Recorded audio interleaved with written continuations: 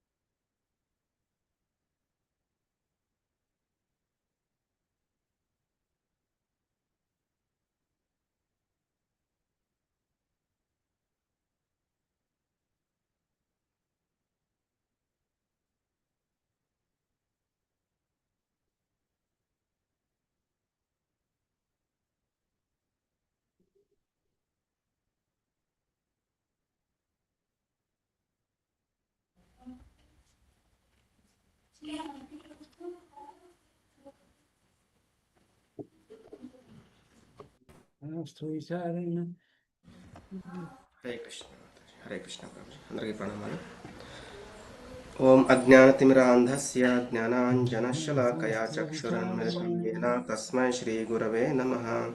श्रीचैतन्यमनोभीष्टं स्थापितं येन भूतले स्वयं रूपः कदा मह्यं ददाति स्वपदान्तिकम्।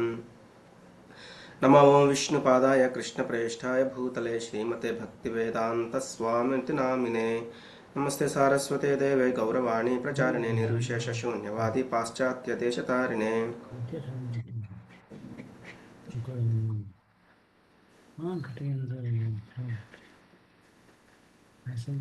हे कृष्ण करुणा सिंधु दीनबंधो जगत्पते गोपेश गोपिका कांता राधा कांत नमोस्तुते। तप्त कांचन गौरांगी राधे वृंदावनेश्वरी वृषभानुसुते देवी प्रणमामि हरिप्रिये। वाञ्छाकल्पतरुभ्यश्च कृपा सिन्धुभ्य एव च पतितानां पावनेभ्यो वैष्णवेभ्यो नमो नमः। जय श्री कृष्ण चैतन्य प्रभु नित्यानंद श्री अद्वैत गदाधर श्रीवासादि गौरभक्तवृंद। हरे कृष्ण कृष्ण कृष्ण हरे हरे हरे राम राम राम हरे हरे।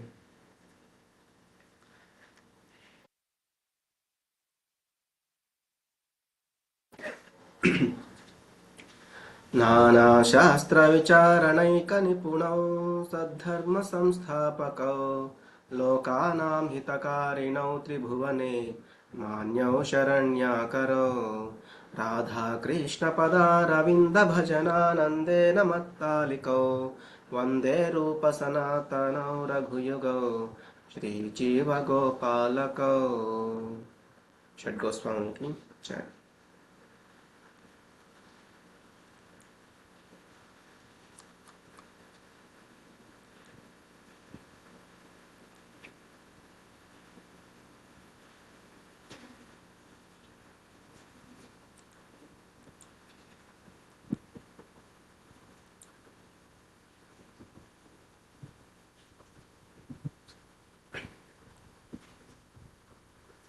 హరే కృష్ణ. మనం లెవెల్ 3 క్లాసుల్లో ఇస్కాన్ శ్రీ శ్రీ రాధా గోవిందాలయం కుళాయి మ్యాంగ్లూరు వారి తరఫున లెవెల్ 3 ఇందులో మనం ఉపదేశామృతం నెక్టర్ ఆఫ్ ఇన్స్ట్రక్షన్స్ ఇందులో కూడా మనం షష్ఠ బిందువు అంటే 6వ బిందువుని మనం చూస్తూ ఉన్నాం. నిన్న మనం చూసాము కృష్ణే తియస్య గిరితం మనసాద్రియేత అంటూ 5వ బిందువు ఏదైతే ఉందో అందులో చెప్పారనమాట. అంటే కనిష్టాధికారి, మధ్యమాధికారి, అలాగే ఉత్తమాధికారి. అంటే వీళ్ళతో మనం ఇలా అంటే ఎవరు ఏ స్థాయిలో ఉంటారు, వారి యొక్క కార్యక్రమాలు ఎలా ఉంటాయి, వారి యొక్క పద్ధతి అంటే వారి యొక్క భావము ఇదంతా ఎలా ఉంటుంది అనేది నిన్న చూడడం జరిగింది. తర్వాత ఇక్కడ 6వ బిందువులో ఏం చెప్తున్నారు అనేది ఈరోజు మనం చూడడానికి ప్రయత్నం చేద్దాము. ఈ బిందువు చదవడానికి ఒక ఇద్దరు హ్యాండ్ రైజ్ చేయండి. దృష్టై స్వభావజనితైర్వపుషశ్చ దోషైర్న ప్రాకృతత్వమిహ భక్తజనస్య పశ్యేత్ గంగాభసాం న ఖలు బుద్బుదఫేన పంకైర్ బ్రహ్మద్రవత్వమగచ్చతి నీరధర్మైః. నేను చెప్తాను, వీళ్ళున్న వాళ్ళు అన్మ్యూట్ చేసుకుని చదవండి. దృష్టై స్వభావజనితైర్వపుషశ్చ దోషైర్ దృష్టైర్వపుషైర్దోషైర్ न प्राकृतत्वमिह भक्तजनस्य पश्येत् ప్రాకృతత్వమిహ భక్తజనస్య పశ్యేత్ गङ्गाम्भसां न खलु बुद्बुदफेन पङ्कैर् గంగాం వశాం న ఖలు బుద్భుతపేన పంకైర్ ब्रह्मद्रवत्वमगच्छति नीरधर्मैः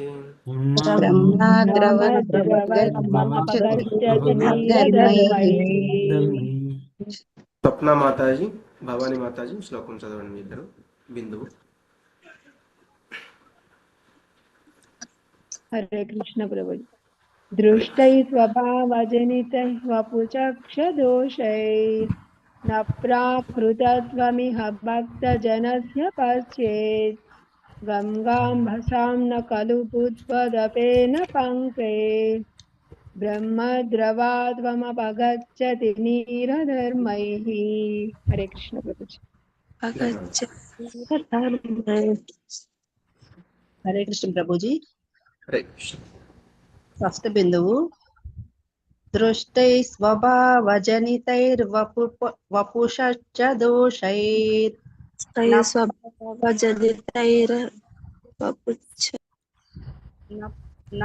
న ప్రాకృతత్వమిహ భక్తజనస్య పశ్యేత్ గంగా ప్రభుజీ ఒకసారి చెప్పరా ఇది? గంగాంభసాం న ఖలు గంగాభసాం న ఖలు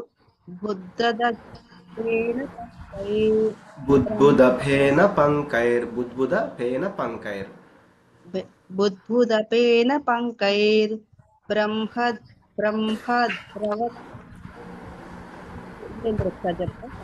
బ్రహ్మద్రవత్వం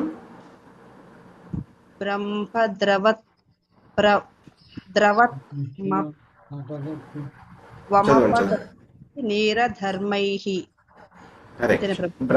అంతే మాతాజీ. బ్రహ్మద్రవత్వం అవగచ్చతి నీరధర్మైః.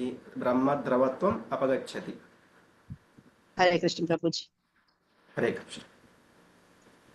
ఓకే, ధన్యవాదాలు మాతాజీ. హరే కృష్ణ. మేము ప్రథమ బిందువు నేర్చుకుంటాం ప్రభుజీ చూడకుండా. హరే బోల్ మాతాజీ. ఒకసారి లాస్ట్ లో చెప్తున్నా. అలాగే ప్రభుజీ. హరే కృష్ణ. హరే బోల్. గోపీనాథ్ ప్రభుజీ మీరు మీనింగ్ చదివేసేయండి. దృష్టై అట్లా. దృష్టి సామాన్య దృష్టితో చూడబడిన స్వభావజనితై తమ స్వంత స్వభావం చేత జనించిన వపుష శరీరం యొక్క చ దోషై దోషము చేతను ప్రాకృతత్వం భౌతిక స్థితిని ఈ ప్రపంచంలో భక్తజనస్య శుద్ధ భక్తి యొక్క పశ్చేత్ చూడరాదు. గంగా అంబాసాం గంగాచలం యొక్క బుబుద్వ అంటే స్వామి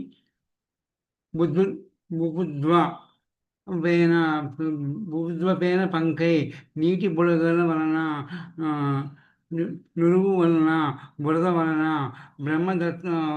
బ్రహ్మద్రవత్వం దివ్య స్వభావాన్ని కలిగి ఉండడం నా అపగచ్చతి కలు చెడిపోదు కదా. నీరధర్మై జలలక్ష్మణ పైకి చెప్తారు ప్రభుజీ. హరే కృష్ణ. ధన్యవాదాలు ప్రభుజీ. హరే కృష్ణ. నమస్కారం. స్వాతి మాతాజీ మీరు అనువాదం చదవండి. శుద్ధ భక్తుడు. హరే కృష్ణ ప్రభుజీ. శుద్ధ భక్తుడు సహజమైన కృష్ణ చైతన్య స్థితిలో నెలకొని ఉండుటచే దేహమే తానని భావించడు. అలాంటి భక్తుణ్ణి భౌతిక దృష్టితో చూడకూడదు. నిజానికి నిమ్న కుటుంబములో పుట్టిన దేహమును గాని, మంచి రంగు లేని దేహమును గాని, వికృతమైన దేహమును గాని, రోగగ్రస్తమైన లేక బలహీనమైన దేహమును గాని భక్తుడు కలిగి ఉంటే దానిని పట్టించుకోకూడదు. సామాన్య దృష్టికి అలాంటి వికృతత్వం శుద్ధ భక్తుని దేహములో ప్రముఖంగా కనిపించవచ్చు. లోపాల వలె కనబడే లక్షణాలు కనిపించినప్పటికీ శుద్ధ భక్తుడు దేహం ఎప్పుడూ కలుషితము కాదు. అది సరిగ్గా వర్షకాలంలో కొన్నిసార్లు నీటి బుడగలతోనూ నురుగుతోనూ బురదతోనూ కూడి ఉండే గంగాజలము వంటిది. గంగాజలం ఎప్పుడూ కలుషితము కాదు. ఆధ్యాత్మిక మార్గములో అభివృద్ధి సాధించిన వ్యక్తి జలం యొక్క స్థితిని పట్టించుకోకుండానే గంగలో స్నానమాచరించును. హరే కృష్ణ ప్రభుజీ. ధన్యవాదాలు. ధన్యవాదాలు మాతాజీ. హరే కృష్ణ. ఇక్కడ మనకి ముఖ్యంగా ఒకసారి బిందు చదువుదాము. దృష్టై స్వభావజనితైర్వ పుషశ్చ దోషైర్న ప్రాకృతత్వమిహ భక్త జనస్య పశ్యేత్ గంగాంభసాం న ఖలు బుద్బుదఫేన పంకైర్ బ్రహ్మద్రవత్వపగచ్చతి నీరధర్మై. అంటే శుద్ధ భక్తుడు సహజమైన కృష్ణ చైతన్య స్థితిలో నెలకొని ఉండుటచే, శుద్ధ భక్తుడు అనేవాడు ఏంటంటే సహజంగానే కృష్ణ చైతన్య స్థితిలో అతను నెలకొని ఉంటాడు కాబట్టి తనేంటి, మనకి భగవద్గీతలో చూసాము, దేహమే తానని భావించాడు, నేను ఆత్మ అని అతను తెలుసుకుని ఉంటాడు. అలాంటి భక్తుడిని భౌతిక దృష్టితో మనం చూడకూడదు. అంటే అతను కూడా ఏదో పని చేస్తూ ఉన్నాడు, మనం కూడా అటువంటి పని చేస్తూ ఉన్నాము, అతనికి మనకి పెద్ద డిఫరెన్స్ లేదని అనుకోకూడదు. నిజానికి నిమ్న కుటుంబంలో అంటే తక్కువ జాతి అంటాం కదా, అటువంటి కుటుంబంలో పుట్టిన దేహమును కానీ, మంచి రంగులేని దేహమును కానీ, అంటే కొంతమంది పాశ్చాత్య దేశాలు మనం చూస్తూ ఉంటాము, చాలా నల్లగా ఉండొచ్చు, ఎర్రగా ఉండొచ్చు, తెల్లగా ఉండొచ్చు, ఇలా ఉన్నారు కదా అని కానీ, వికృతమైన దేహమును కానీ, అంటే కొంతమంది ఏంటంటే పుట్టుకతోనే వారి యొక్క రూపం ఏంటంటే మనం చూడడానికి భౌతికంగా వికృతంగా కనిపిస్తూ ఉంటుందన్నమాట. అటువంటి వారిని కానీ, రోగగ్రస్తమైన లేక బలహీనమైన దేహమును కానీ, కొంతమంది ఏంటంటే ఏదో ఒక కొంత భౌతికంగా వారి యొక్క శరీరం అనేది రోగంతో ఇబ్బంది పడుతూ ఉండొచ్చు, అలాగే వాళ్ళు చాలా బలహీనంగా ఉండొచ్చు అనమాట. అంటే ఒక్కొక్క మనం మహారాజును చూస్తూ ఉంటే, లేకపోతే శుద్ధ భక్తులను చూస్తూ ఉంటే ఏంటంటే గాలి వస్తే వీళ్ళు పక్కకి వెళ్ళి అంటే గాలిలో చాలా దూరం నెట్టబడిపోతారేమో అనిపిస్తూ ఉన్నట్లుగా కనిపిస్తూ ఉంటారనమాట. అటువంటి బలహీనమైన దేహాన్ని కానీ భక్తుడు కలిగి ఉంటే మనం దానిని పట్టించుకోకూడదు. అంటే ఎందుకు, వారిలో పరమాత్మ ఉన్నారు, మనలో పరమాత్మ ఉన్నారు. సామాన్య దృష్టికి అలాంటి వికృతత్వం శుద్ధ భక్తుని దేహంలో ప్రముఖంగా కనిపించవచ్చు. మనం చూసే దృష్టికి అటువంటి ఆ వికృతత్వం మనకి వారి యొక్క దేహంలో మనకు కనిపించవచ్చు. కానీ లోపాల వలె కనబడే లక్షణాలు కనిపించినప్పటికీ, అంటే వాళ్ళలో ఉన్న అటువంటి లక్షణాలను చూసి మనం లోపాలని మనం అనుకోవచ్చు. శుద్ధ భక్తుని దేహం ఎప్పుడు కలుషితము కాదు. అంటే మనకు అలా కనిపిస్తున్నారు కదా అని వాళ్ళు కలుషితమై లేరు.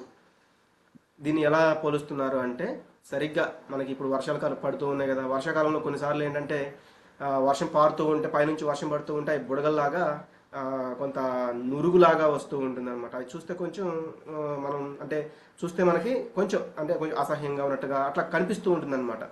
నురుగుతోను బురదతో కూడా, ఒక్కొక్కసారి బురద కూడా తీసుకెళ్తూ ఉంటే అటువంటి వాటర్ కూడి ఉండే గంగాజలం వంటిది. గంగాజలం ఎప్పుడు కలుషితం కాదు. అలాగే ఆధ్యాత్మిక మార్గంలో అభివృద్ధి సాధించిన వ్యక్తి జలం యొక్క స్థితిని పట్టించుకోకుండానే గంగలో స్నానం ఆచరించును. అంటే అది మనకి కళ్ళకి అట్లా అనిపిస్తూ ఉందన్నమాట, ఏదో అసహ్యంగా ఉన్నట్లుగా వాటర్ అనేది. కానీ ఆ గంగా జలం ఎంత శుద్ధ జలము మనకు తెలుసు. అది భగవంతుని నుంచి పాదాల నుంచి ప్రవహిస్తూ ఉంటుందన్నమాట. మరి అటువంటి గంగా జలంలో మనం స్నానం చేయడానికి ఇది అందుకే ఇక్కడ ఏం చెప్తున్నారు, గంగాంభసాం అని చెప్తున్నారు అనమాట. నా కలు బుద్బుద ఫేన పంకైర్. ఫేన అంటే నురుగు, ఆ పంకైర్ అంటే బురద. ఇటువంటి ఆ పంకంలో ఉండడం వల్ల, ఆ బురదలో ఉండడం వల్ల, లేకపోతే ఆ నురగా వస్తూ ఉండడం వల్ల మనము దాన్ని మురికి పట్టిన దానిలాగా లేకపోతే కలుషితమైనట్లుగా ఇలా కనిపిస్తున్నప్పటికీ అది గంగాజలమే. అందులో మనం భౌతికంగా ఉన్న ఆ మురికిని చూడకూడదు. గంగాజలం ఎప్పుడు కూడా స్వచ్ఛమైనది. అందులో మనం స్నానాన్ని ఆచరిస్తూ ఉంటాము. అలా శుద్ధ భక్తుడిని కూడా మనం అలాగే చూడాలి అని ఈ యొక్క ముఖ్యమైన సారాంశం అన్నమాట. కాబట్టి మనకి ఇందులో ఏం చెప్తున్నారని చూద్దాము. శైలజ మాతాజీ, మీరు వ్యాఖ్య ఇక్కడి నుంచి చదవండి. హరే కృష్ణ ప్రభుజీ. నిజమైన ఆత్మస్వరూపమైన శుద్ధ భక్తి అనేది ముక్త స్థితిలో భగవంతుని పట్ల ప్రేమతో కూడిన భక్తిత్వ సేవలో నెలకొన్నప్పుడు కలుగుతుంది. భగవద్గీత 14.26లో ఇలా చెప్పబడింది, మాంసయోగాభిచారేణ భక్తి యోగేన సేవతే సగుణాన్ సమతి జైతాన్ బ్రహ్మ భూయాయ కల్పతే. అన్ని పరిస్థితుల యందును నిశ్చలముగా నా సంపూర్ణమైన భక్తియుక్త సేవ యందు నిమగ్నుడై ఉండువాడు శీఘ్రమే భౌతిక ప్రకృతి గుణములను అతిక్రమించి బ్రహ్మ భావస్థితిని పొందును. ఒక్క నిమిషం. అవ్యభిచారిణి. హరే కృష్ణ ప్రభుజీ. హరే కృష్ణ. ధన్యవాదాలు సార్. ఇక్కడ ఏం చెప్తున్నారంటే నిజమైన ఆత్మస్వరూపమైన శుద్ధ భక్తి అనేది ముక్త స్థితిలో, మనము బద్ధ స్థితిలో ఉన్నాము. కానీ ముక్త స్థితిలో భగవంతుని పట్ల ప్రేమతో కూడిన భక్తియుత సేవలు నెలకొనినప్పుడు కలుగుతుంది. ఏంటది? నిజమైన ఆత్మస్వరూపం అనేది. కాకపోతే మనము ఆ ముక్త స్థితిలో లేవు కాబట్టి మనకేంటంటే నిజమైన బద్ధ జీవితంలో ఉండడం వల్ల మనం ఏంటంటే ఈ త్రిగుణాలతో కూడి వ్యవహరిస్తూ ఉంటాం అనమాట. కానీ భగవద్గీతలో ఏం చెప్పారు?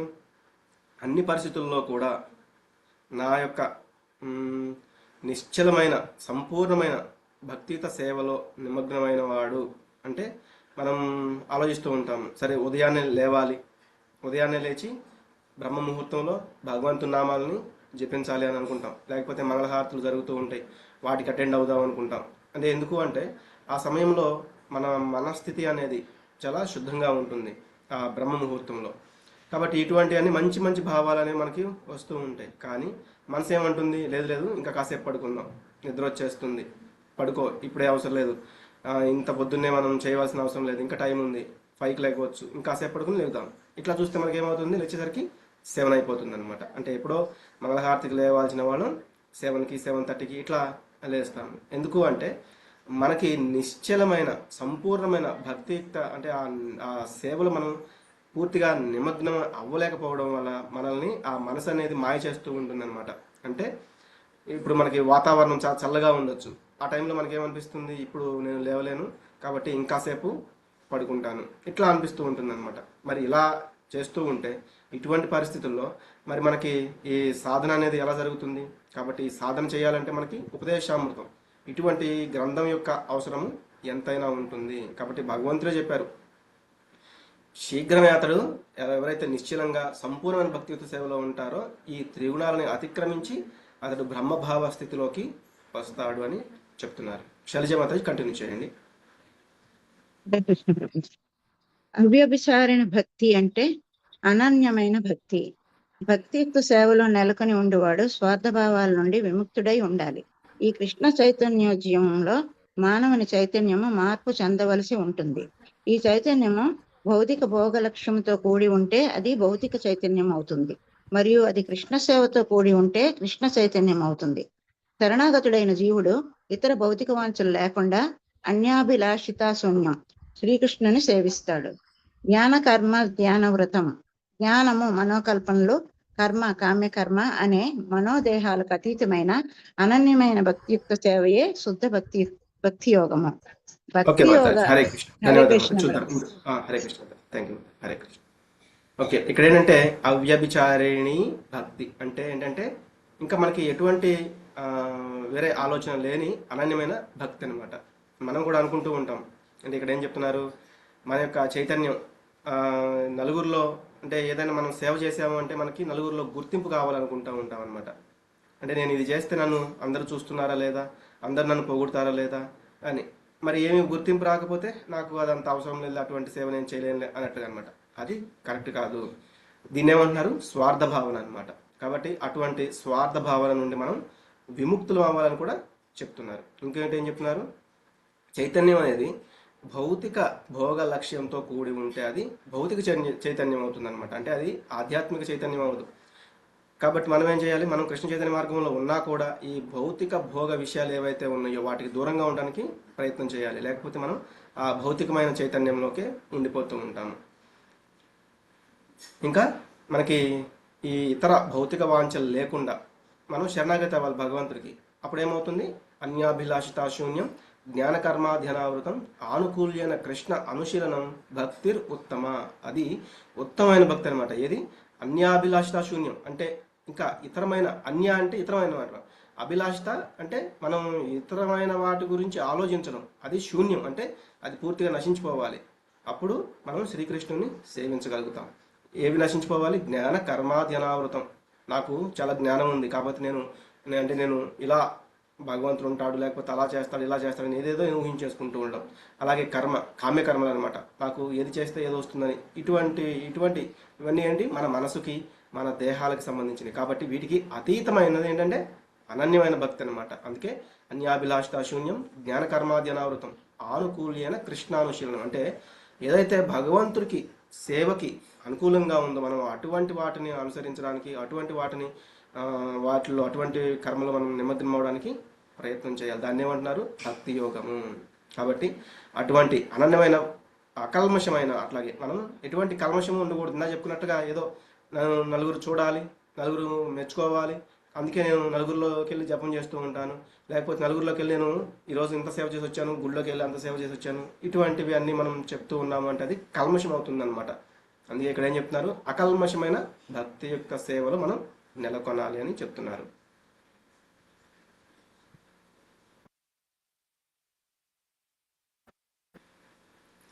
ఓకే, పద్మావతి మాతాజీ హరే కృష్ణ. హరే కృష్ణ ప్రభుజీ. హరే కృష్ణ. ఇక్కడి నుంచి చదవండి మాతాజీ. దేహ లక్షణాలు. దేహ లక్షణాలు భౌతికంగా బద్ధములైనట్టు కనిపించిన శ్రీకృష్ణుడు భక్తుడు భౌతిక స్థితికి బద్ధుడు కాడు. అందుచేత శుద్ధ భక్తుడిని ఎవరూ కూడా భౌతిక దృష్టికోణం నుండి చూడరాదు. ఒక వ్యక్తి తాను నిజంగా భక్తుడైనప్పుడే మరొక భక్తుడిని సమగ్రంగా గుర్తించగలుగును. పూర్వపు శ్లోకంలో చెప్పబడినట్లు కనిష్టాధికారి, మధ్యమాధికారి, ఉత్తమాధికారి అని భక్తుల్లో 3 రకాల భక్తులు ఉన్నారు. కనిష్టాధికారి వివేకంతో ఎవడు భక్తుడు కాడో గ్రహించలేడు. అతడు ఎంతసేపు మందిరంలో గల శ్రీ విగ్రహాలను పూజించుటలోనే ఆసక్తులై ఉంటాడు. మధ్యమాధికారి భక్తులకు అభక్తులకు మధ్య, భక్తునికి భగవంతునికి మధ్య ఉండే భేదాన్ని గుర్తించగలడు. కనుక అతడు దేవాది దేవుణ్ణి, భక్తుడు కాని వారిని వివిధ రకాలుగా ప్రత్యేకంగా గౌరవిస్తాడు. ధన్యవాదాలు మాతాజీ. హరే కృష్ణ. హరే కృష్ణ ప్రభుజీ. మనం ఏంటంటే మనం ఇంతకుముందు బిందువులో చూసాము, కనిష్టాధికారి, మధ్యమాధికారి, ఉత్తమాధికారి, ఈ 3 రకాల భక్తులు ఉన్నారు. కనిష్టాధికారి ఏమో వివేకంతో ఎవడు భక్తుడు కాడో గ్రహించలేడు. ఎందుకంటే అతనికి పూర్తిగా విశ్వాసం కానీ, లేకపోతే పూర్తిగా జ్ఞానం కానీ, పూర్తిగా ఆ యొక్క భక్తి సేవలో లేడు. కాబట్టి ఎందుకంటే మనం ఎవరైతే సేవలో ఉన్నామో, భగవంతుని యొక్క సేవలో ఉన్నామో మనకు తెలుస్తూ ఉంటారు మరి నిజమైన భక్తి సేవలో ఉండి ఎవరు చేస్తున్నారు అనేది. కాబట్టి ఈ కనిష్టాధికారి అంత వివేకంతో ఉండడు కాబట్టి అతనికి తెలియదు అనమాట. అతను ఏంటంటే శ్రీ విగ్రహాలను పూజించడం ఆసక్తిగా ఉంటాడని మనం 5వ బిందువులో చూసాము. అలాగే మధ్యమాధికారి ఏమో ఎవరైతే కొంచెం వీళ్ళు ఉంటారు కదా, వాళ్ళు అంటే అంత వివేకం లేని వాళ్ళు, ఆ భక్తుల మధ్య భగవంతునికి మధ్య ఉండే భేదాన్ని కూడా గుర్తించగలుగుతూ ఉంటారు అని చూసాము. అతడు దేవాదేవుణ్ణి, భక్తుడు కాని అంటే అజ్ఞానంలో ఉన్న వాళ్ళని కూడా అతను గుర్తించగలుగుతాడు అనమాట. అంటే వాళ్ళ యొక్క భేదాన్ని గుర్తించగలుగుతాడు. కానీ వారిని వివిధ రకాలుగా ప్రత్యేకంగా గౌరవిస్తారు. అంటే వాళ్ళు ఉన్న దాన్ని బట్టి, అంటే వాళ్ళు ఏ స్టేజ్లో ఉన్నారు, అంటే వాళ్ళు ఏ స్థాయిలో ఉన్నారో తెలుసుకున్న దాన్ని బట్టి వాళ్ళతో ఎలా వ్యవహరించాలో అలా వ్యవహరిస్తూ ఉంటాడు. ఇంకేం చెప్తున్నారంటే, మనము దేహ లక్షణాలు భౌతికంగా బద్ధములైనట్లు కనిపించిన, అంటే దేహ లక్షణాలు చూడడానికి వాళ్ళ యొక్క ఆకారం ఎలా ఉంది, వాళ్ళ యొక్క వర్ణం, అంటే వాళ్ళు ఏ రంగులో ఉన్నారు, వాళ్ళు శుద్ధ భక్తులని అంటే వాళ్ళు ఎటువంటి రంగులో ఉన్నారు, లేకపోతే వాళ్ళు ఏ దేశం వారు, వాళ్ళు ఎక్కడ పుట్టారు, వాళ్ళు ఎటువంటి పనులు చేస్తున్నారు అంటే శుద్ధ భక్తులైన వాళ్ళు ఏం చేస్తారు, ఎటువంటి వర్ణమైనా ఎటువంటి వారైనా కూడా ఎవరైతే ఆ శుద్ధ భక్తుల యొక్క ఆచరణ మార్గాలు ఉన్నాయో వాటిని అనుసరిస్తానికి ప్రయత్నం చేస్తూ ఉంటారు. అటువంటి శుద్ధ భక్తుల్ని వాళ్ళు అనుసరిస్తూ ఉంటారు కాబట్టి వీళ్ళు కూడా శుద్ధ భక్తులే అని చెప్తున్నారు అనమాట. మరి కొంతమంది అనుకుంటూ ఉంటారు, ఏంటి ఆ ప్రభుజీ ఇంతలావుగా ఉన్నారు అంటే ఎక్కువగా తింటూ ఉంటారా, లేకపోతే ఆ ప్రభుజీ ఈ కలర్లో ఉన్నారు, ఈ మహారాజు ఇంతలావుగా ఉన్నారు అంటే ఇట్లా అనుకోవడం ఏంటంటే అది మనం భౌతికంగా వాళ్ళని చూస్తున్నట్లు అనమాట. అందుకే ఈ దేహ లక్షణాలని మనం చూడకూడదు. వాళ్ళు చేస్తున్న వాళ్ళు ఉన్న మార్గాన్ని, వాళ్ళు చేస్తున్న ఆ యొక్క శుద్ధ భక్తిని, ఆ మార్గాన్ని మనం గమనించే విధంగా ఉండాలి అని చెప్తున్నారు. పద్మజమాతాజీ హరే కృష్ణ. హరే కృష్ణ ప్రభు, ప్రణామాలు. శుద్ధ భక్తుని దేహ లోపాలను ఎవరు విమర్శించరాదు. అలాంటి లోపాలు ఉంటే వాటిని పరిగణలోకి తీసుకోరాదు. పరిగణించాల్సింది కేవలం ఆధ్యాత్మిక ఆచార్యుని ప్రధాన కార్యమైన భక్తియుక్త సేవ, అనగా దేవాది దేవునికి చేసే వారి పవిత్రమైన సేవ. ఒక భగవద్గీత నిమిషం మాతాజీ. హరే కృష్ణ, హరే కృష్ణ, ధన్యవాదాలు. ఒక నిమిషం మాతాజీ. ఇక్కడ మనం ఇంకా శుద్ధ భక్తుని యొక్క దేహ లోపాలను ఎవరు కూడా విమర్శించకూడదు. ఎందుకంటే వారికి ఒక్కొక్కసారి ఇప్పుడు మనం ఎగ్జాంపుల్గా తీసుకుంటే పరమ పూజ్య జయపతాక స్వామి మహారాజులు వారు ఉన్నారు. వారికి ఏంటంటే ఎప్పుడు కూడా ఆ దేహం అనేది వాళ్ళకి ఎన్నో సంవత్సరాల నుంచి ఇబ్బందులు పడుతూ ఉన్నారు. కానీ ఆయన ఆ దేహం గురించి ఎప్పుడు ఆలోచించరు. ఆయన ఏం చేస్తారంటే భగవంతుని యొక్క భక్తిని ఎలా ప్రచారం చేయాలి, కృష్ణ చైతన్యాన్ని ఎలా ముందుకు తీసుకువెళ్ళాలి, ఇటువంటి ఆలోచనలే వాళ్ళకి ఉంటూ ఉంటాయి. ఎంత అనారోగ్యంతో ఉన్నా కూడా ఆయన జపం చేస్తూనే ఉంటారు, ఐసీయూలో ఉండి కూడా జపం చేస్తూనే ఉంటారు. ఇట్లా వారి యొక్క మనస్థితి అలా ఉంటుంది. అంటే మన అందరి కోసం ఆయన పరితపిస్తూనే ఉంటారనమాట. అలాగే పరమపూజ్య భక్తి రాఘవ స్వామి మహారాజు అనమాట. ఆయనకి ఏంటంటే కొన్ని సంవత్సరాల క్రితం కొంతమంది దుండగుల యొక్క దాడిలో ఆయన కాలు విరిగిపోయింది. కానీ ఆయన అదేమీ లెక్క చేయకుండా కొన్ని వందల మందిని, వేల మందిని భక్తులుగా చేస్తున్నారు. భౌతిక దేహం ఎలా ఉన్నా సరే వాళ్ళు వ్యాధిగ్రస్తుల, వాళ్ళ యొక్క అవయవాలు అనేవి అన్ని పనిచేస్తున్నాయా లేదని పట్టించుకోకుండా వాళ్ళు ఎప్పుడు కూడా భగవంతుని యొక్క సేవలోనే ఉంటారనమాట. ఓకే మాత్రం కంటిన్యూ చేయండి. భగవద్గీత 9.30లో చెప్పబడినట్లు అపి చేత్సు దురాచారో భజతే మామనన్య భాగ్ సాధురేవ సమంతవ్య సమ్యగ్ వ్యవసితో హి సహ. మిక్కిలి హేయమైన కార్యమును నరించినప్పటికీ మానవుడు భక్తియుక్త సేవ యందు నెలకొని ఉన్నచో అతడు తన సంకల్పమున స్థిర నిశ్చుడై ఉన్నందున అతన్ని సాధువుగానే పరిగణింపవలేదు. మరోలా చెప్పాలంటే భక్తుల్ని సాధారణ వ్యక్తిగా భావించరాదు. శుద్ధ భక్తుడు హరే కృష్ణ. ఇక్కడ ఏంటంటే మనం ఇట్లా బయటికి చూస్తే 99% మంది మనకి శుద్ధ భక్తి అనేది ఇప్పుడున్న రోజుల్లో చాలా కష్టమైందనమాట. చాలా అది శుద్ధ భక్తి అనేది చేయాలి అంటే. కానీ ఎవరైతే శుద్ధ భక్తి చేస్తున్నారో అటువంటి వారిని మనం నిందించకూడదు, అవహేళన చెయ్యకూడదు. ఎందుకు అంటే వాళ్ళు సాధువుగానే, అంటే వాళ్ళు ఇంతకు ముందు ఏమైనా ఇప్పుడు వాళ్ళు శుద్ధమైన భక్తి మార్గంలో ఉన్నారు అంటే వాళ్ళ యొక్క ఇందాక చెప్పుకున్నట్లుగా వాళ్ళ జాతి కానీ లేకపోతే వాళ్ళ యొక్క వర్ణము ఇటువంటివన్నీ మనం పట్టించుకోకూడదు. ఇంకా ఇక్కడ ఏం చెప్తున్నారు భగవంతుడు, మిక్కిలి హేయమైన కార్యం వివరించినప్పటికీ, అంటే మనం కొంతమందిని చూస్తూ ఉంటాము. సరే వాళ్ళు ఏంటంటే వాళ్ళకున్న కొన్ని అలవాట్లను బట్టి కొంతమంది పాశ్చాత్యుల నుంచి ప్రభుపాదుల వారు చాలా గొప్ప గొప్ప భక్తుల్ని చేయడం జరిగింది. ఆ పాశ్చాత్యుల్ని కూడా, అంటే ఆ ఫారినర్స్ని. మరి వాళ్ళకున్న కొన్ని అలవాట్లను బట్టి వాళ్ళు ఏదో కొన్ని అంటే సపోజ్ మనం ప్రసాదం కుడి చేతి తీసుకుంటూ ఉంటాం, వాళ్ళు కొంతమంది ఏమైనా ఎడం చేతి తీసుకోవచ్చు, లేకపోతే వాళ్ళకున్న అలవాటు ప్రకారం ఏదైనా చేస్తూ ఉండొచ్చు. కానీ వాళ్ళు ఎప్పుడైతే భక్తి మార్గంలో, భగవంతుని యొక్క భక్తి మార్గంలో ఉన్నారు అంటే వాళ్ళు సాధువే అని మనకి ఇక్కడ చూడొచ్చు.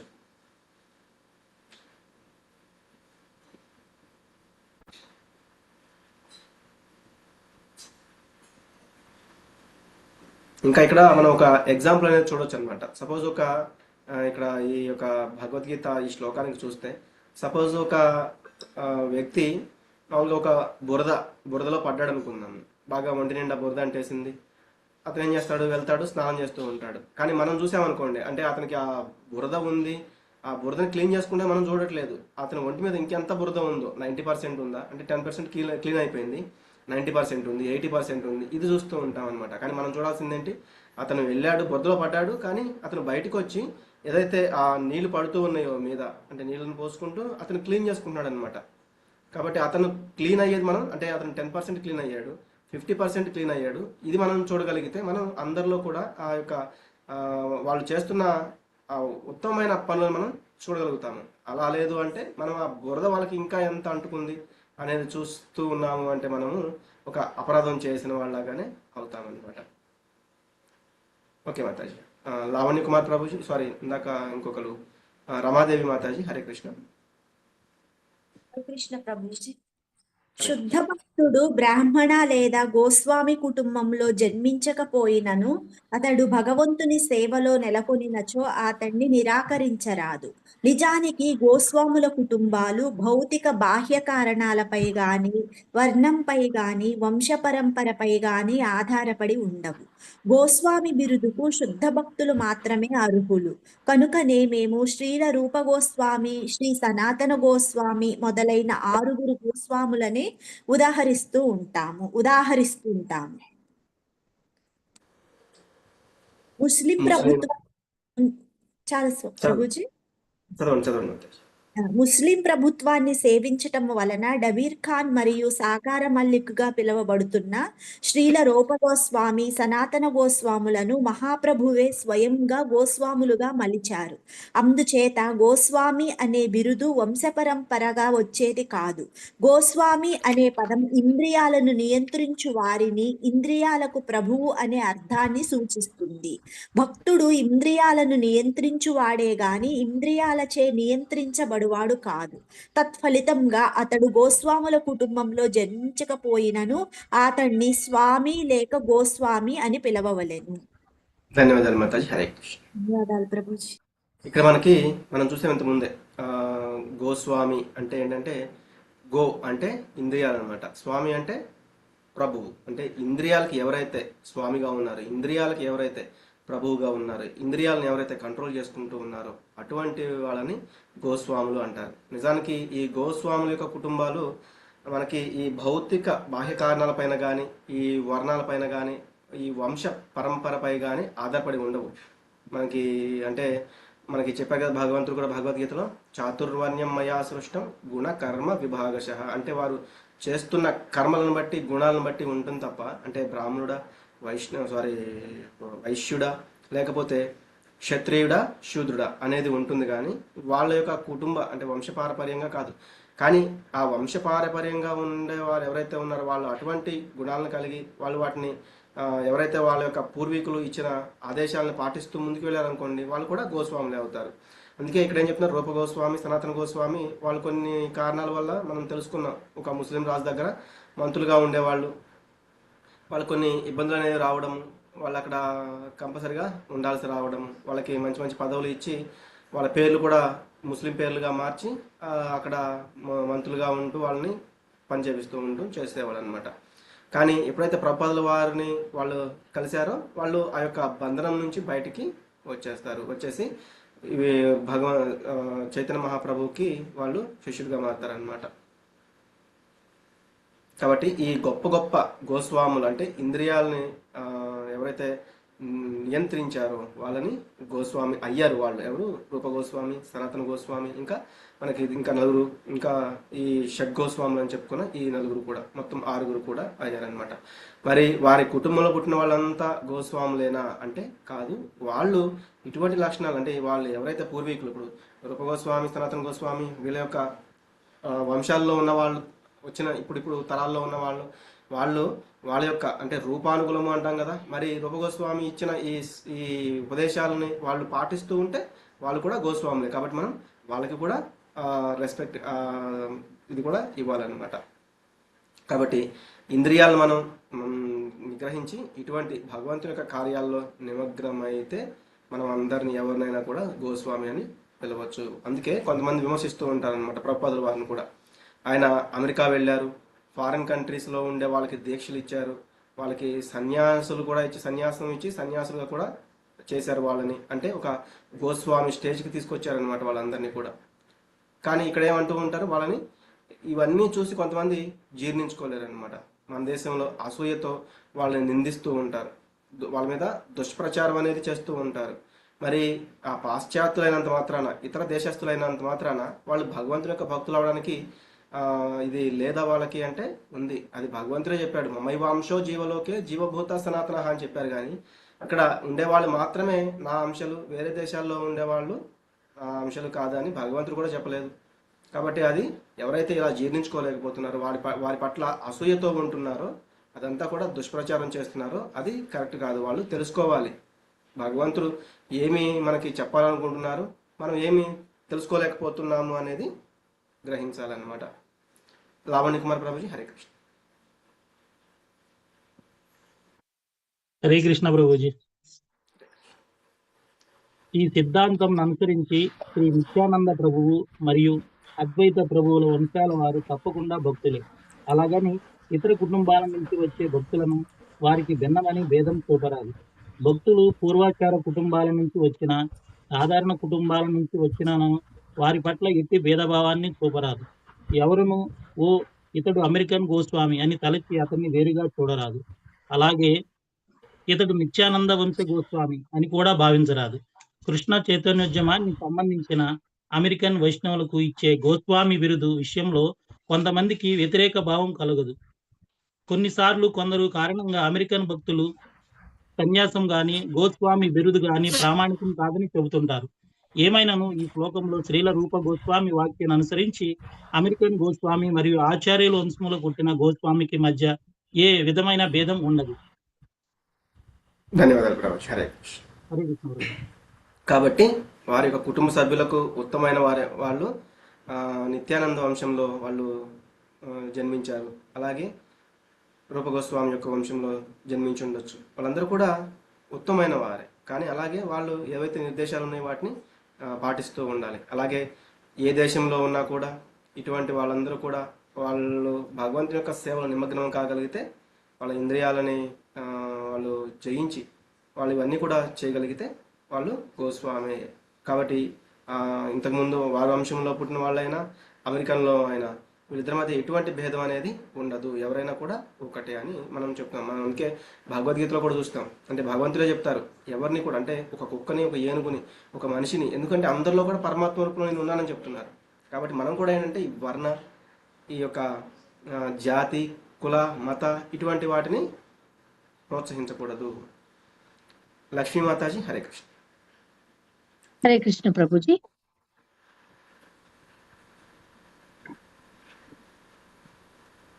స్క్రీన్ ప్రభుజీ. మరొక వైపు గోస్వామి బిరుదును మరొక వైపు గోస్వామి బిరుదును పొందినట్టివాడు తాను బ్రాహ్మణుడైన తండ్రికి లేక నిత్యానందుని లేక అద్వైత ప్రభువు కుటుంబానికి చెందిన గోస్వామికి జన్మించకపోయినా తాను గోస్వామి అయినందుకు కృత్రిమంగా గర్వించరాదు. భౌతికంగా గర్వితుడైన వెంటనే తాను పతితుడైపోతాడని ఎల్లప్పుడూ గుర్తుంచుకోవాలి. కృష్ణ చైతన్యోద్యమం అనగా ఆధ్యాత్మిక శాస్త్రం. ఇందులో ఈర్ష్యాసూయులకు చోటు లేదు. ఈ ఉద్యమం ఈర్ష్యాసూయుల నుండి పూర్తిగా విముక్తులైన పరమహంసల కొరకే ఉద్దేశించబడి పరమో నిర్మత్సరాణం భాగవతం 1వ స్కందము 1వ అధ్యాయము 2వ శ్లోకంలో చెప్తున్నారు. గోస్వాముల కుటుంబంలో జన్మించిన లేక గోస్వామి బిరుదును పొందినను ఎవరినూ ఈర్ష్యాలు కాకూడదు. ఈర్ష్యాలు కాగానే అతడు పరమహంస స్థితి నుంచి పతితుడవుతాడు. మనం ఒక హరే కృష్ణ. ధన్యవాదాలు ప్రభుజీ. ధన్యవాదాలు. కాబట్టి ఇక్కడ ఏం చెప్తున్నారు, ఇక్కడ ఏంటంటే ఇట్లా అంటే నిత్యానందుని యొక్క లేకపోతే అద్వైత ప్రభు యొక్క కుటుంబానికి చెందిన గోస్వామికి జన్మించకపోయినా తాను గోస్వామి అయినందుకు, అంటే వాళ్ళ యొక్క వంశంలో జన్మించకపోయినా గోస్వామి అయినందుకు గర్వం అనేది తెచ్చుకోకూడదు. ఎందుకంటే ఎప్పుడైతే గర్వం అనేది వస్తుందో, ఆ ప్రైడ్ అనేది వస్తుందో, అప్పుడు మనము పతనం చెందుతాం అనమాట. అంటే నేను ఒక గోస్వామిని అని ఎప్పుడైతే తలుస్తామో అప్పుడు మనం పతనం చెందినట్టు. అంటే మనం గోస్వామి కాదు. ఎందుకు? మనము ఆ గర్వం అనేది ఉంది కాబట్టి. భౌతికంగా గర్వితులైన వెంటనే తాను ఒక పతనం చెందినవాడు అవుతాడు, పతితుడు అవుతాడు. ఒక్క నిమిషం.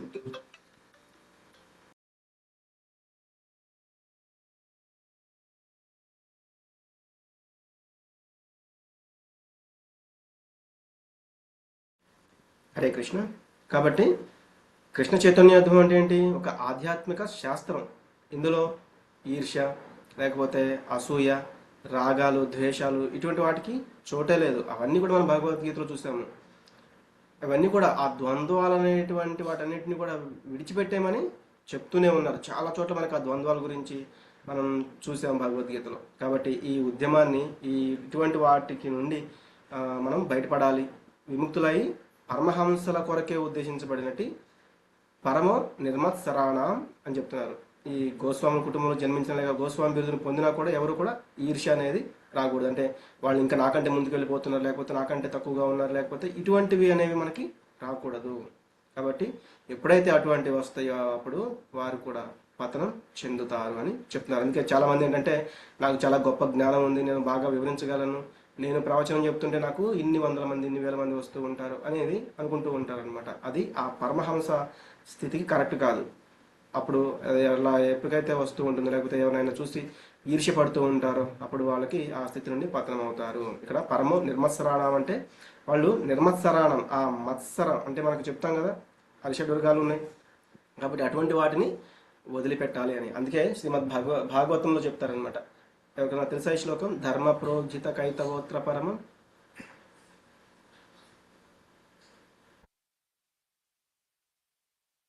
ఎవరికైనా తెలుసా ఈ శ్లోకం?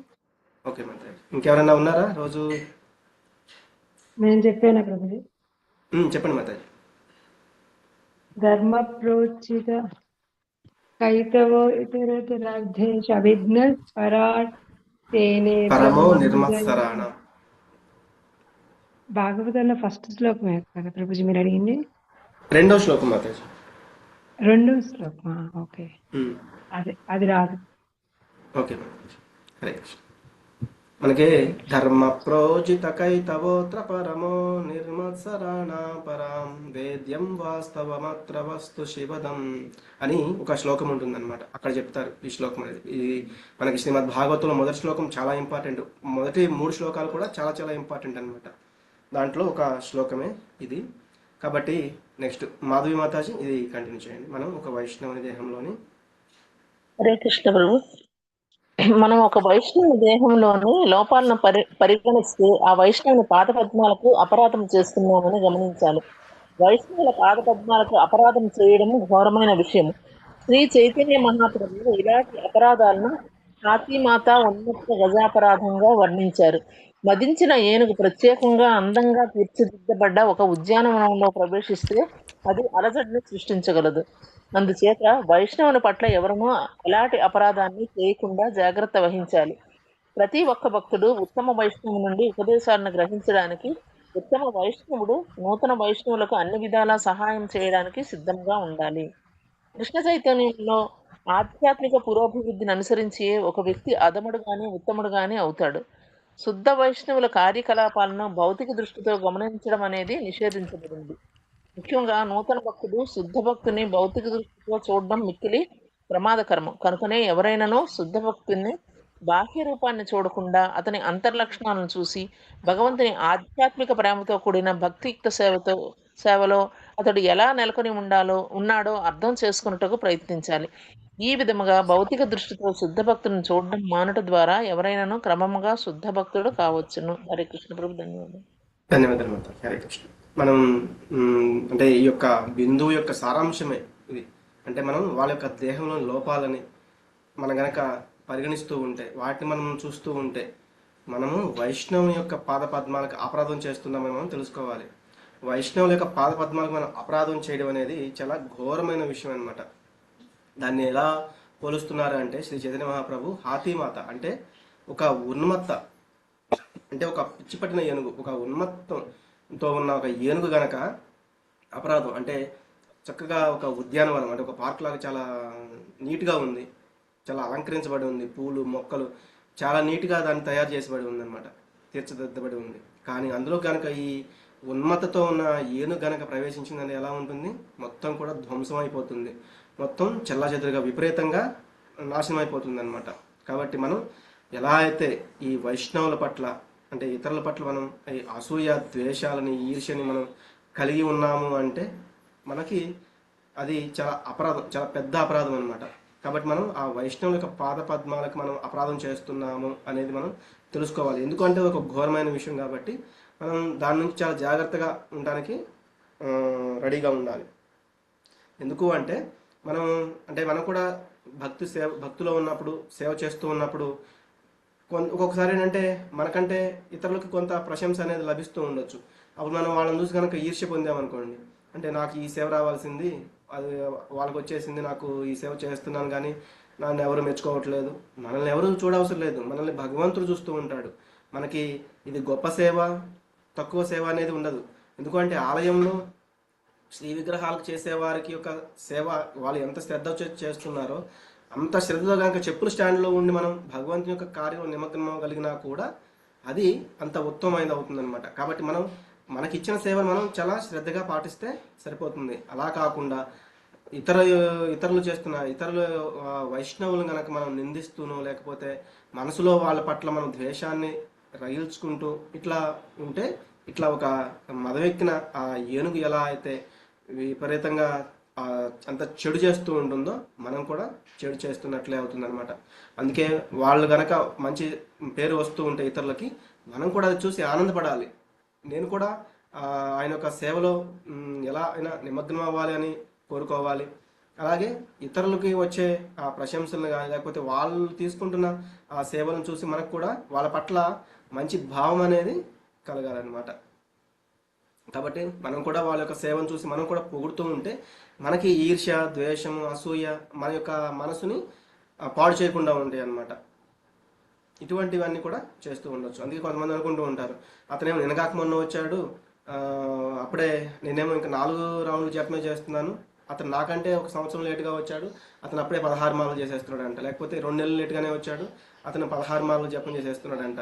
ఇట్లా అనుకోకూడదు అనమాట. అతను 16 రౌండ్లు జపం చేస్తున్నాడు, నేను కూడా 16 రౌండ్లు జపం చేయడానికి నాకు భగవంతుడు శక్తినిస్తే బాగుండు, నాకు అటువంటి మనసునిస్తే బాగుండు, ఇట్లా ఆలోచించాలన్నమాట. అటువంటి ఉత్సాహాన్ని మనం తెచ్చుకోవాలి. అంతేగాని వారి పట్ల ఈర్ష్య అనేది కరెక్ట్ కాదు అని ఇక్కడ చూస్తున్నాను. ఓకే, నాగరత్నం మాతాజీ ఈ పారాగ్రాఫ్ చదవండి. హరే కృష్ణ ప్రభుజీ. కృష్ణ చైతన్యం ప్రజలలోని ఒక తెగవారికి మాత్రమే లేక, కొందరు ప్రత్యేక భక్తులకు మాత్రమే లేక, ఒక ప్రత్యేక ప్రదేశానికి మాత్రమే పరిమితమని భావించేవారు భక్తుల బాహ్య లక్షణాలను మాత్రమే చూస్తుంటారు. అలాంటి నూతన భక్తులు అభివృద్ధి సాధించిన భక్తుని ఉన్నతమైన సేవను ప్రశంసింపలేక మహాభాగవతుని కూడా తమ స్థితికి దిగలాగుతుంటారు. ఇటువంటి ఇబ్బందిని మేము ప్రపంచమంతటా ఈ కృష్ణ చైతన్యాన్ని ప్రచారం చేస్తున్నప్పుడు ఎదుర్కొంటున్నాము. దురదృష్టవశాత్తు ప్రపంచమంతటా కృష్ణ చైతన్యాన్ని వ్యాపింపజేసే ఈ ఉద్యమ కార్యకలాపాలను ప్రశంసించలేని కనిష్ట అధికారులైన మా గురుభాయిలు కూడా మా చుట్టూ ఉన్నారు.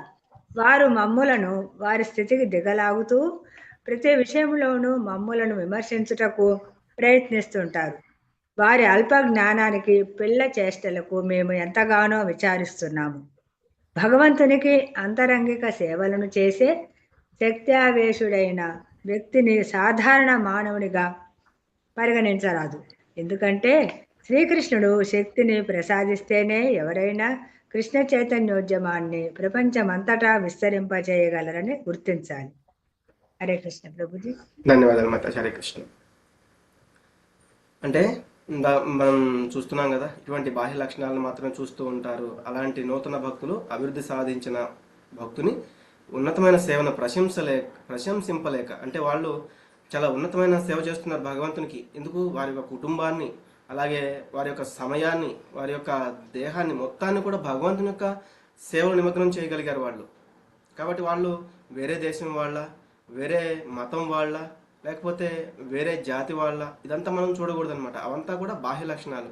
అటువంటి వాళ్ళు ఏమంటున్నారు? మహాభాగవతులు అంటున్నారు. మనం అటువంటి వాళ్ళని కొంతమంది ఏం చేస్తూ ఉంటారు, వాళ్ళని కూడా కిందికి లాగడానికి ప్రయత్నం చేస్తూ ఉంటారు. అది కరెక్ట్ కాదు. ఇంకా ఇలా ప్రభుపాదుల వారు ఇటువంటి ఇబ్బందిని ఎదుర్కొన్నారు. ఎప్పుడైతే ఈయన అమెరికా దేశానికి వెళ్ళారు, కొన్ని బ్రిటిష్ దేశాలకు వెళ్ళారు, అక్కడ వాళ్ళందరినీ కూడా శుద్ధమైన భక్తులుగా తయారు చేయడానికి ప్రయత్నం చేశారు. కానీ ఇక్కడికి వచ్చిన తర్వాత ఇక్కడ దురదృష్టవశాత్తు ఏంటంటే ప్రపంచమంతటా కృష్ణ చైతన్యం వ్యాపింపజేసే ఈ ఉద్యమ హరే కృష్ణ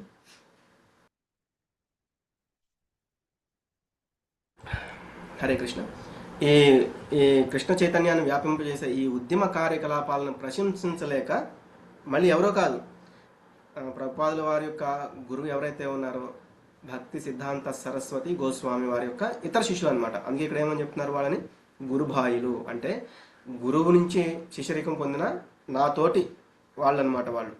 వాళ్ళు కూడా ఈయన్ని కొంత ఇబ్బంది పెట్టారనమాట. కానీ అప్పటికి శ్రీ ప్రభుపాదుల వారు ఏమంటారంటే, కానీ వాళ్ళు నా గురువు గారి నుంచి దీక్ష తీసుకున్నారు, నా గురువు గారికి సేవ చేశారు, భగవంతుడికి సేవ చేశారు, కాబట్టి వాళ్ళందరూ కూడా భగవంతుని లోకాన్ని చేరుకోవాలి అని ఆయన అనుకునేవాళ్ళు అనమాట. అందుకే ఇదంతా కూడా ఏమని చెప్తున్నారు? అల్పజ్ఞానము, పిల్ల చేష్టలు అని వాటిని ఆయన కొంత విచారాన్ని వ్యక్తం చేస్తున్నారు. కానీ మనం వాళ్ళని అనేంతటి వాళ్ళం కాదు. కాబట్టి భగవంతునికి ఆంతరంగిక సేవలను చేసే ఎవరైనా సరే వాళ్ళు ఉత్తమ భక్తులే. Okay, last paragraph. ఎవరైనా శుద్ధ భక్తుడిని విమర్శిస్తే అతడు వైష్ణవ అపరాధం చేసిన వాడు అవుతాడు. కాబట్టి మనం శుద్ధ భక్తునే కాదు, కనిష్టాధికారినైనా మధ్యమాధికారినైనా ఎవరినైనా కూడా మనము విమర్శించకూడదు. అది వైష్ణవ అపరాధం అవుతుందన్నమాట. ఇది కృష్ణ చైతన్యంలో ప్రగతి సాధించాలనుకునే వారికి మిక్కిలి ప్రమాదకరం. వైష్ణవుని పాదపద్మాలకు అపరాధం చేయడం వలన ఎవరు కూడా ఆధ్యాత్మిక ప్రయోజనాన్ని పొందలేరు. కనుక ఎందుకు మనం ఎప్పుడైతే వైష్ణవుడు అంటే శుద్ధమైన విష్ణు భక్తుడు, కృష్ణ భక్తుడు, కాబట్టి అటువంటి వారి పట్ల మనం అపరాధం చేశాము అంటే, ఎందుకంటే అవసరమైతే మనం వాళ్ళ యొక్క చేస్తున్న సేవను చూసి మనం వాళ్ళని ప్రశంసించడానికి, వాళ్ళని ఇంకా ఉత్సాహపరచడానికి, అలాగే వారి దారిలో మనం వెళ్ళడానికి ప్రయత్నం చేయాలి. అంతేగాని వాళ్ళ పట్ల మనం అపరాధం అనేది చేయకూడదు. కనుక శక్తి ఆవేశుడైన వైష్ణవుని గురించి లేక శుద్ధ వైష్ణవుని పట్ల ఈర్ష్య చెందకుండా ఉండటకు అందరూ జాగ్రత్త వహించాలి. కృష్ణ శక్త్యావేశ్యుడైన వైష్ణవుణ్ణి క్రమశిక్షణ రాహిత్యానికి గురి చేయటం కూడా అపరాధమే. అంటే మనము అతన్ని వేరే ఏదో ఒకటి చెప్పి, లేకపోతే అతన్ని మనం ఇందాక చెప్పారు కదా, కిందికి లాగాలి అనుకోవడం కూడా అపరాధమే. అతన్ని ఆదేశించడం లేక అతన్ని సరిదిద్దడానికి ప్రయత్నించడం కూడా అపరాధమే. అంటే అతను మనకంటే ఉన్నతంగా ఉన్నాడు కాబట్టి కొంతమంది ఏం చేస్తామంటే బాగా ముందు ఉన్న వాళ్ళని కూడా మనం వెళ్ళి ఇలా కాదు, నువ్వు ఇలా తప్పు చేస్తున్నావు, ఇలా చేయడానికి ప్రయత్నం చేస్తూ ఉంటాం అనమాట. అది కూడా అజ్ఞానం అవుతుంది, అది కూడా అపరాధం అవుతుంది.